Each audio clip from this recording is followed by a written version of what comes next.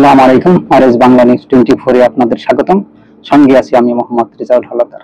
প্রথমে আসি ভারত বাংলাদেশ দ্বন্দ্ব সবকিছু বন্ধ নিয়ে একটি প্রতিবেদন।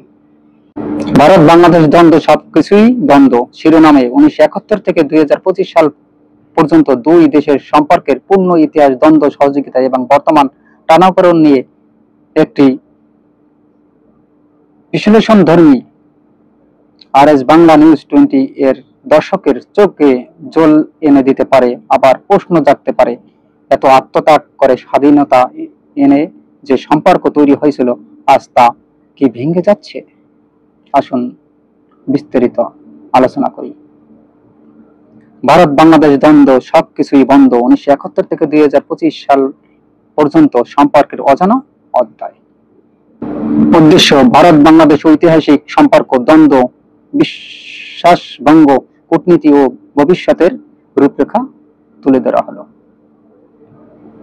1971 সালে ভারত রক্ত দিয়ে স্বাধীনতা, কিন্তু 2025 সালে এসে দাঁড়িয়েছে এমন এক সময় যখন দুই দেশের কূটনীতিক, বাণিজ্যিক এবং নিরাপত্তা সম্পর্ক মুখে থুবড়ে পড়েছে। সবকিছুই বন্ধ, ব্যবসা, ট্রানজিট, জলবন্টন, বিশ্বাস। কেন এমন হলো? এই বন্ধুত্ব কি শুধুই একতরফা ছিল? 1971 সালে ভারত সামরিক, রাজনৈতিক ও মানবিকতার পাশে দাঁড়ায়। 10 মিলিয়নেরও বেশি শরণার্থী আশ্রয় পায় ভারতে। ভারতের তৎকালীন প্রধানমন্ত্রী ইন্দিরা গান্ধী ছিলেন বঙ্গবন্ধুর সবচেয়ে বড় কূটনৈতিক বন্ধু। 25 বছরের বন্ধুত্বের প্রতিশ্রুতি, কিন্তু সেই বন্ধন কতটা স্থায়ী হয়েছিল? বাংলাদেশের বঙ্গবন্ধু হত্যার পর সরকার পাল্টে যায়, সামরিক শাসকরা ভারতের কাছ থেকে সরে যায়, ভারতের ওপর হিন্দু রাষ্ট্রের আধিপত্যবাদ অভিযোগ তোলা হয়। ভারতও কৌশলগত নীরবতা নেই। বাংলাদেশকে নিয়ে ভারতের আগ্রহ হ্রাস পায়, তিস্তা সীমান্ত চুক্তি মতো ইস্যু ঝুলে দেয়। আওয়ামী লীগ সরকার শেখ হাসিনা আবারও ভারতের সঙ্গে ঘনিষ্ঠতা গড়ে তোলে। প্রধানমন্ত্রীর অগ্রগতি: গঙ্গা পানি চুক্তি 30 বছরের জন্য সই, সীমান্ত শান্তিরক্ষা ও চোরাচালান প্রতিরোধে সহযোগিতা, ট্রানজিট রুট খুলে দেওয়া। তবে সমালোচনা ছিল। বিরোধী দল বলছিল ভারতের সঙ্গে বন্ধুত্ব মানেই বাংলাদেশের স্বার্থ বিসর্জন। 2011 সালে মোদী সরকার ও পশ্চিমবঙ্গে মুখ্যমন্ত্রী মমতা বন্দ্যোপাধ্যায় অস্বীকৃতি দেয়। বর্ষায় প্লাবন, শুল্ক মৌসুমে খরা, বাংলাদেশ ভুগছে। বাংলাদেশি বাজারে ভারতীয় পণ্যের বন্যা, অথচ ভারত এবং বাংলাদেশি পণ্যে শুল্ক আরোপ করছে। চোরাচালানো বিএসএফ এর গুলি, সীমান্তে বছরে 50+ বাংলাদেশি গুলিতে নিহত হয়। মানবাধিকার লঙ্ঘনের অভিযোগ, কিন্তু ভারতের নীরবতা। তিস্তা নদীতে ভারত একতরফা বাঁধ নির্মাণ শুরু, বাংলাদেশি পণ্যবাহী ট্রাক ভারতে ঢুকতে বাধা। বিজেপি নেতাদের বাংলাদেশ বিরোধী উক্তি, বাংলাদেশ আবার আছাড় নিচ্ছে চীনের কাছে। ভারতে এনআরসি, সিএএ চালু, বাংলাদেশের নাম টেনে আনা।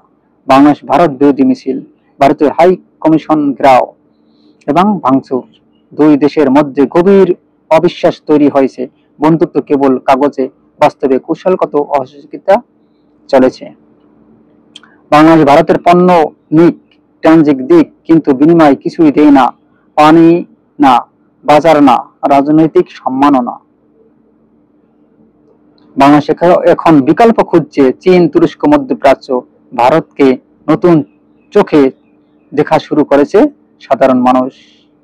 বিশ্লেষণ: সম্পর্কে এই ভাঙ্গন যদি চলতেই থাকে, তাহলে দক্ষিণ এশিয়ার ভারত তার ঐতিহ্যগতভাবে প্রভাব হারাবে। কেননা তারা বাংলাদেশকে পেয়ে যেভাবে তাদের আধিপত্য বিস্তার করত মধ্যপ্রাচ্যে, তা ছিল অকল্পনীয়। কিন্তু বর্তমানে চীনেরা এবং পাকিস্তানেরা বাংলাদেশের সাথে একাত্র হয়ে যে আধিপত্য বিস্তার করতেছে, তাতে ভারত কোনটা সহায় করেছে? এবং ভারতের এই বাংলাদেশের মানুষ থেকে দূরে যাওয়ার একমাত্রই কারণ, বাংলাদেশ স্বৈরাচারী সরকার আওয়ামী লীগকে তারা প্রাধান্য দেয়। বাংলাদেশের ভারতীয় এজেন্টরা ঢুকিয়ে, আপনারা দেখেছেন, বিডিআর হত্যাকাণ্ড চালিয়ে যাচ্ছিল। বাংলাদেশের আব্রাহামকে মারা হয়েছিল। বাংলাদেশের রাজনৈতিক একচাটিয়া ভাবে বাংলাদেশকে ধ্বংস করে দেওয়ার জন্য তারা পরিস্থিতি গ্রহণ করেছিল। ভাগ্যের কি নির্মম পরিহাস! ছাত্র জনতার গণ অভ্যুত্থানে ডক্টর মোহাম্মদ ইউনূসকে বাংলাদেশে এনে এবং ছাত্র জনতার গণ অভ্যুত্থানে শেখ হাসিনা দেশ ছেড়ে পালিয়ে যায় তার প্রাণের ভয়ে। কারণ বাংলাদেশের মানুষ বুঝতে পেরেছে, যদি শেখ হাসিনাকে বাংলাদেশে রাখা হয় তাহলে বাংলাদেশটা হয়তোবা হয়ে যেত ভারতের কোনো একটা রাজ্য। অলরেডি হয়ে গিয়েছিল, আপনারা দেখেছেন। কিন্তু বাংলাদেশের বীর সন্তানেরা 5ই আগস্ট যেভাবে ঝাঁপিয়ে পড়েছিল বুকের তাজা রক্ত দিয়ে, তা আপনারা দেখেছেন। হাজার হাজার লোক গুলিবিদ্ধ হয়ে আজও বিছনায় পড়ে আছে, তাদের খোঁজ নেবার পর্যন্ত কেউ নেই। ইতিহাস ভুলে যায়, সাক্ষী হয়, সবকিছু ভুলে যায়।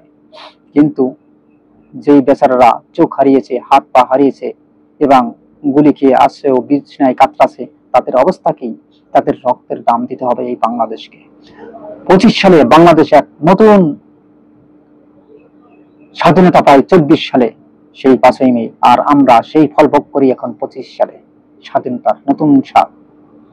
বাংলাদেশ স্বাধীন হয়েছিল 53 বছর আগে, কিন্তু স্বাদ পেয়েছি 24-এর পর। কেননা বাংলাদেশ ছিল ভারতের দখলে, অর্থাৎ ভারত যা বলতো তাই করা হতো। এমনকি বর্তমানের ভারত নাটের গুরু চালিয়ে যাচ্ছে বাংলাদেশের কিছু অসাধু রাজনৈতিক নেতাদের। কিন্তু তা মেনে নেওয়া হবে না, আমরা মেনে নেব না। ভারতের এই আগ্রাসনকে বন্ধ করে দিয়েছে একমাত্র ডক্টর মোহাম্মদ ইউনূস। তিনি ফুল স্টপ করে দিয়েছে ভারতকে, অর্থাৎ তাদের সাথে সমস্ত কিছু বন্ধ করে দেওয়া হয়েছে। তাই আপনারা দেখেছেন শিরোনামটিতে যে ভারত বাংলাদেশ দ্বন্দ্ব, সবকিছুই বন্ধ। কি হবে ভবিষ্যৎ? বন্ধুত্ব না শত্রুতা? পুনরায় মৈত্রী চুক্তি ও দুই দেশের পুনর্মিলন, শূন্য পানি, বাণিজ্য, সম্মান, সবকিছু নিয়ে নতুন আলোচনা। শীতল সম্পর্ক বজায় থাকবে, সীমিত সহযোগিতা, কেবল অর্থনৈতিক সম্পর্ক, রাজনৈতিক বিশ্বাস নেই, সম্পূর্ণ সম্পর্ক বিচ্ছেদ, কূটনীতিক যুদ্ধ। চীন ও পাকিস্তান কাছে টেনে নেবে বাংলাদেশকে। শেষ কথা, 1971 সালে যারা রক্ত দিয়ে বন্ধুত্ব গড়েছিল তারা আজ বলছে এই বন্ধুত্ব কি একতরফা?